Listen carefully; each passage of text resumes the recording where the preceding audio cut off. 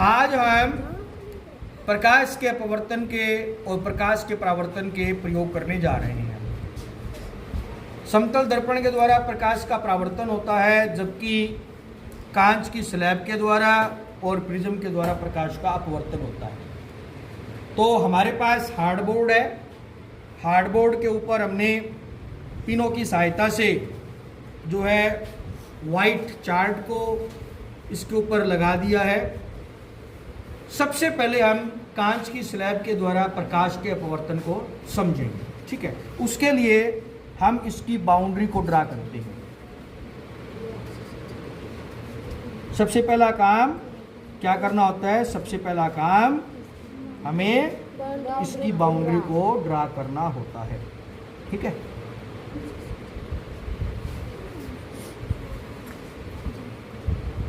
तो हमने बाउंड्री खींच ली। इसी प्रकार से हम पहले ही प्रिज्म के जो त्रिभुजाकार आधार है उसकी बाउंड्री को खींच लेते हैं। तो ये हमने इसकी बाउंड्री को खींच लिया।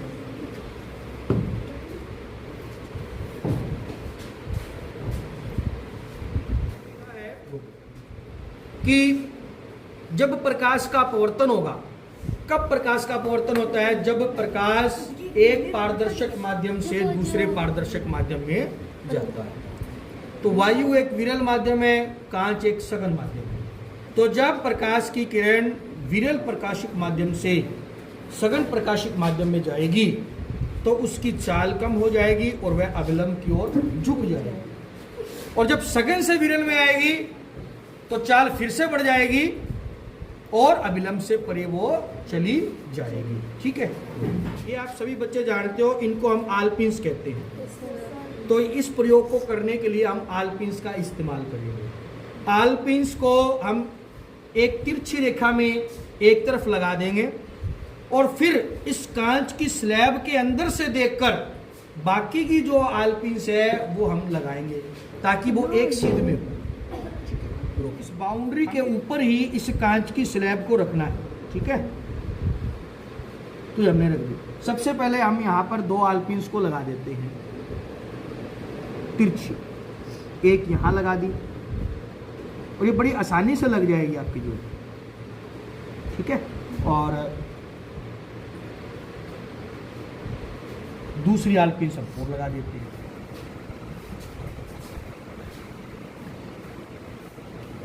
ये हमारी दो आलपिंस लग गई।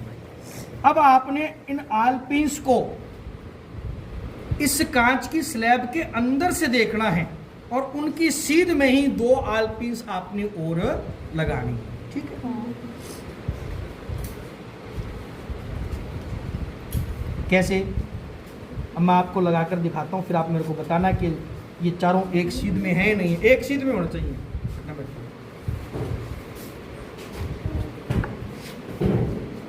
आप इस प्रकार से बैठोगे। कई बच्चे क्या करते हैं गड़बड़ कि ऊपर से इन पिनों को देखते हैं। अरे ऊपर से तो यहां से भी वायु और यहां से भी वायु है। आपने इसके अंदर से देखना है। एक बार कोई बच्चा आके देखो कि इसके अंदर से, कांच के अंदर से आपको दिख रही है क्या आलपिंस? दिख रही है बेटा? एक दो बच्चे देखो इधर आकर बेटा, आलपिंस इसके अंदर से दिख रही, कांच के अंदर से। ऊपर से मत देखना, आपको कांच के अंदर से आलपिंस दिख रही है क्या? कांच के अंदर से देखो। देख लिया? अब मैं दो पिंस लगा देता हूं, फिर आप देखना कि सारी की सारी एक सीध में है या नहीं है। उधर से भी दो बच्चे देखेंगे, दो चार बच्चे यहां से देखना, दो चार बच्चे यहां से देखना, ठीक है। ये एक सीध में आ रही हैं कि नहीं आ रही हैं।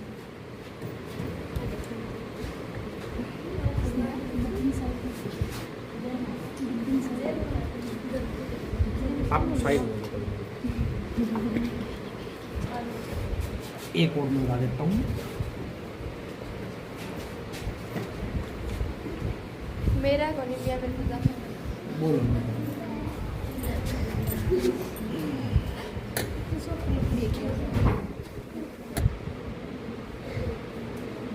अब आप देखिए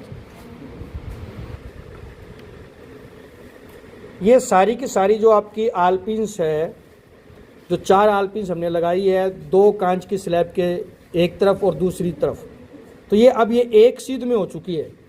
तो सभी बच्चे इसको एक एक करके देखेंगे और मुझे बताएंगे कि चारों आलपिन्स आपकी एक सीध में आ गई है क्या। देखा कि 2 आलपिन हमने एक तरफ लगाई स्लैब के और बाकी की 2 आलपिन हमने दूसरी तरफ लगा दी, और ये स्लैब के अंदर से देखने पर एक सीध में हमें नज़र आती है।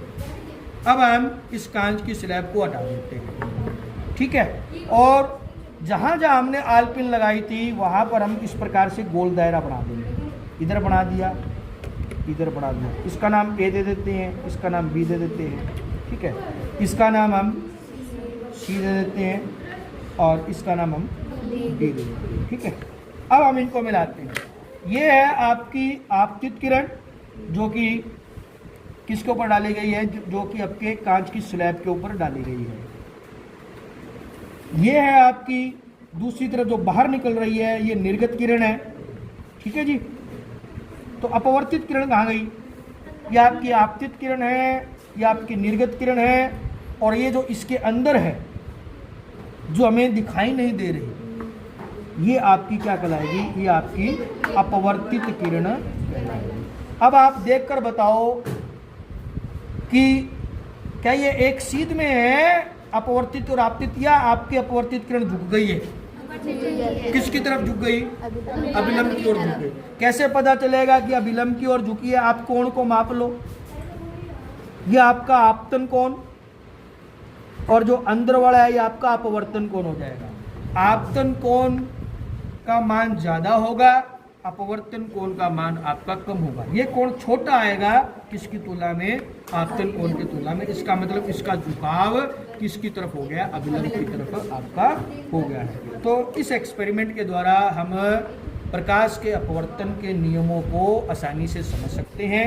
आपतित किरण, अपवर्तित किरण और अभिलंब एक ही तल में मौजूद होते हैं, और आपतन कोण की ज्या तथा अपवर्तन कोण की ज्या का अनुपात सदैव स्थिर रहता है किन्हीं 2 माध्यमों के लिए।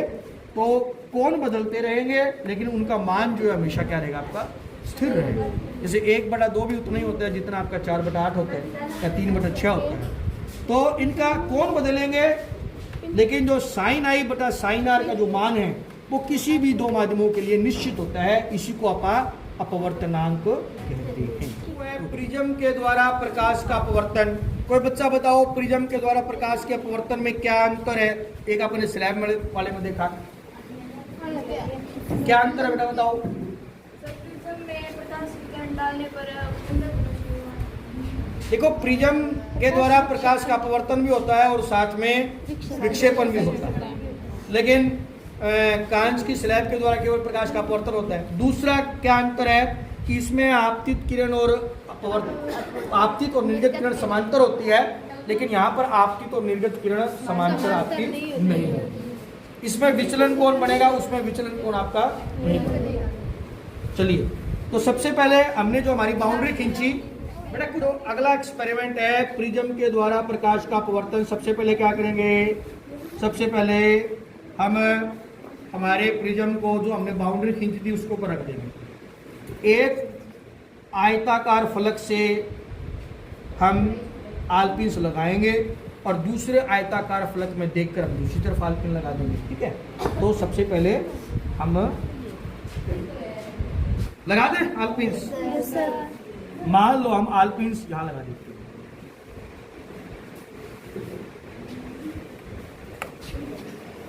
एक लग गई, दिखे ये बेटा, थोड़ा इधर से देखो, दिखाओ, यहाँ से दिख रहा है बेटा, यहाँ से। अब कोई बच्चा जो पीछे बैठा था कह रहा था जी मुझे दिखाई नहीं दे रहा, वो आए और दूसरी तरफ आलपिन्स लगाए। आजो बेटा, आजो आजो, सबका नंबर है। यहाँ से देखो, ये जो बच्ची बैठी है ना, यहाँ से इस वाले फलक में देखो, एक इसको लगा देने दो, फिर उसके बाद आप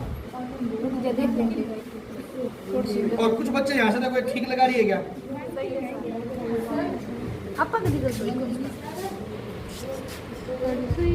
वो देख ले, सही है, सही है, अरे एक और लगा दो। इन्हों देख शोर नहीं।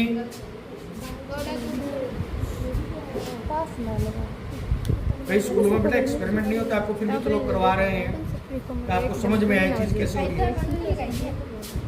चारों होगी क्या सीध में? और ले लो कैमरा ना, इसकी जो हो चुकी है वो एक सीध में हो चुकी है। आप इसको दोनों तरफ से देख सकते हो। दो आलपिन हमने प्रिज्म के एक तरफ, एक फलक की तरफ लगाई और बाकी की दो आलपिन हमने दूसरी फलक पर लगाई है और ये एक सीध में आ चुकी है। करेंगे अब हमें जो है इसको हटा दें, इसको हमने हटा दिया, ठीक है। और आलपिन्स को भी हटाएंगे और उनकी जगह गोल दायरे लगा देंगे। इसको हमने ए, इसको बी नाम दिया और इधर को हमने सी नाम दिया और इधर को हमने डी नाम दिया, ठीक है जी। और अब हम इनको मिलाते हैं। ये किरण, एक किरण को आपतित मानेंगे तो दूसरी को निर्गत। ये हमारी कौन सी किरण? आपतित। और इधर वाली क्या हमारी? निर्गत किरण।